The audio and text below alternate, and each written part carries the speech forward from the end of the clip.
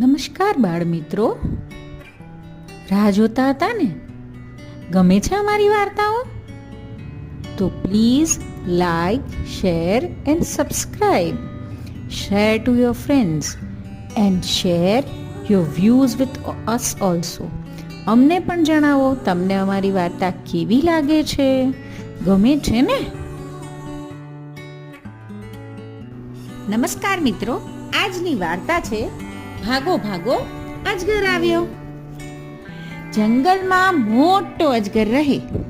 પહેલા તો હરણ, સસલા, મોર ને હાથી હતા. વાઘ અને સિંહ પણ હતા. અજગર એક પછી એક એમ કરતા કરતા બધાને ભરખી ગયો. જંગલ ખાલી ખમ થઈ ગયું. એકવાર ચાંદો ને સૂરજ જંગલમાં રખડવા નીકળ્યા. અજગર એક ઝાડ નીચે સૂતો હતો.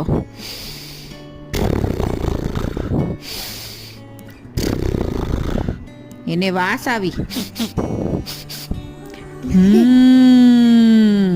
જંગલમાં કોઈક આવ્યું છે, મને એને ખાવાની મજા પડશે. એ તો દોડ્યો સડસડાટ. એણે જોયું તો ચાંદો ને સૂરજ. અજગરે તરત ભોંયરા જેવું મોઢું ઉગાડ્યું ને ટપ દઈને ચાંદાને ને સૂરજને ગળી ગયો. અજગરના પેટમાં ઘોર અંધારું હોય. ચાંદાને અને સૂરજને અંધારાની બહુ બીક લાગે. એ બે જણ જોર જોરથી રડવા માંડ્યા.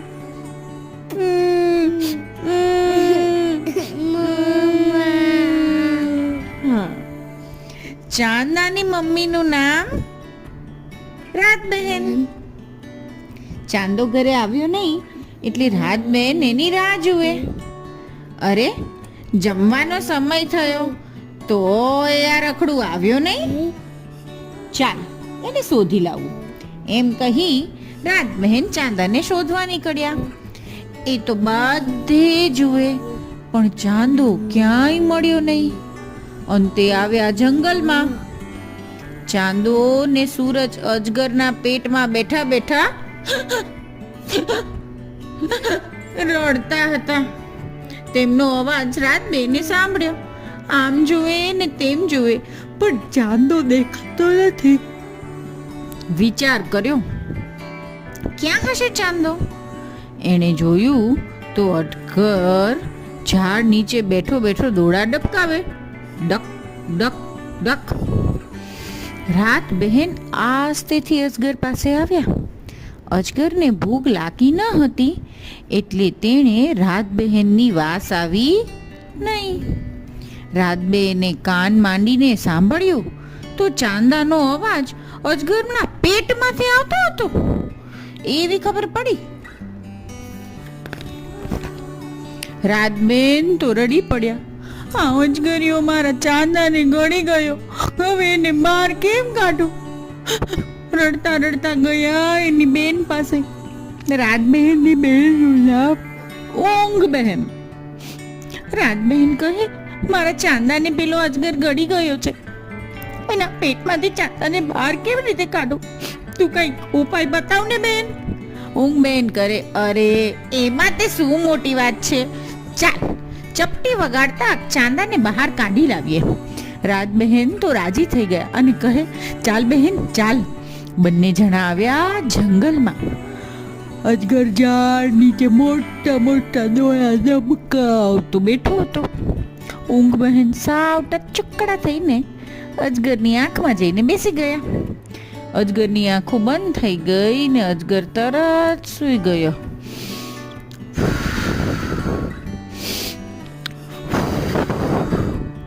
ઊંઘબેન હસતા કહે, લ્યો રાતબેન, અજગરનું મોઢું ખોલીને તમારા ચાંદાભાઈને બહાર કાઢી લ્યો. રાતબેન કહે, મને બીક લાગે છે. ઊંઘબેન કહે, સાવ બીકણ છે તું તો. અજગર તો ઘસઘસાટ સૂતો છે, કાંઈ નહીં થાય. ઉગાડ એનું મોં ને જા પેટમાં. ચાંદાને બહાર કાઢ. રાતબહેને હળવેકથી અજગરનું મોઢું ખોલ્યું. એના મોઢામાં ગયા, પેટમાં ઉતર્યા ને ઝટઝટ ચાંદાને તથા સૂરજને તેડીને બહાર નીકળી ગયા. ત્યાં તો સૂરજને શોધતા શોધતા દિવસભાઈ આવ્યા. દિવસભાઈએ સુરજ ને ચાંદાને ચોકલેટ આપી એટલે બેવ છાના રહી ગયા. રાત બહેન ખોટું ખોટું ખીજાઈને બોલ્યા, હવે આમ રખડવા નીકળશો ને તો બે કાન વચ્ચે માથું કરી દઈશ. દિવસભાઈ કહે, ચાલો ચાલો. રાતબેન ઝટઝટ ચાંદાને તેડી લીધો અને દિવસભાઈએ ઝટઝટ સૂરજને તેડી લીધો. બંને ભાગ્યા. ઊંઘબેન અજગરની આંખમાંથી બહાર નીકળ્યા અને ઉડી ગયા. અજગર જાગી ગયો. તેનું પેટ ખાલી ખમ થઈ ગયું એટલે ભૂખ લાગી. અજગરને થયું, હજી હમણાં તો સૂરજને ને ચાંદાને ગળી ગયો હતો ને મને ભૂખ કેમ લાગી? અજગરે શ્વાસ લીધો તો રાત બહેનની ને દિવસભાઈની ને ચાંદા સૂરજની તેને વાસ આવી. એ તો સડસડાટ દોડ્યો પાછળ પાછળ. દિવસભાઈએ પાછું વળીને જોયું તો અજગર આવતો જોયો. તેણે કહ્યું, રાતબહેન ભાગો ભાગો, અજગર આવ્યો. રાતબહેન કહે, ભાગો ભાઈ ભાગો. અજગર તો ફાસ ફાસ દોડે. જોતામાં સાવ પાસે આવી ગયો. રાતબહેન ગભરાયા. હવે શું કરું? એ જલ્દી જલ્દી કહે, દિવસભાઈ માર્યા. જમીન પર તો આ અજગરિયું આપણને પકડી પાડશે. ચાલો આકાશમાં ભાગી જઈએ. દિવસભાઈ કહે, અરે હા હા ભાગો, એકદમ ભાગો. બે જણા ફર કરતા આકાશમાં ભાગ્યા. અજગર ખરેખર ખીજાયો. આકાશમાં જઈ શકે નહીં એટલે ઊંચા ઊંચા પર્વત પર ચડ્યો અને રાતબેન ને દિવસભાઈને પકડ્યા. ઊંચા થતા તેણે મોઢું ફાડ્યું. રાતબહેન ચાંદાને તેડીને ઘડીક આમ ભાગે ને ઘડીક તેમ ભાગે. દિવસભાઈ સૂરજને તેડીને ઘડીક આમ ભાગે ને ઘડીક તેમ ભાગે. અજગર એને પકડવા ઘડીક આમ મોઢું ફેરવે ને ઘડીક તેમ. વારે વારે ભોયના જેવું મોઢું ઉગાડે. નસકોરામાંથી સુસવાટા બોલાવે પણ કોઈને પકડી શકે નહીં. ઘણા વર્ષ થયા. અજગર હજુ પર્વત ઉપર મોઢું ઉગાડીને બેઠો છે. રાતબહેન ચાંદાને તેડી આ બાજુથી પેલી બાજુ ભાગે છે. ચાંદાને અજગરની બહુ બીક લાગે. અજગર ભોંયરા જેવું મોઢું ઉગાડે એટલે ચાંદો રડી પડે. એની રૂપેરી રૂપેરી આંસુ નીચે કરે. અને આંસુને સૌ કહે ચાંદની. સૂરજને પણ અજગરની બહુ બીક લાગે.